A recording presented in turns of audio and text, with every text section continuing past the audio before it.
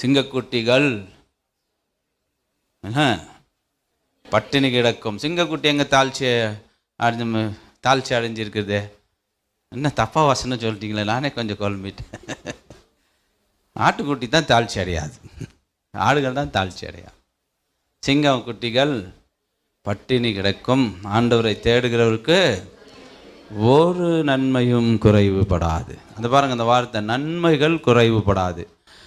ஆசை இச்சைகள் வேணா குறைவுபடலாம். வித்தியாசம் புரியுதா? நன்மைகள் குறையாது. அப்படிதான் நம்ம பாடணும், அப்படிதான் விசுவாசிக்கணும்.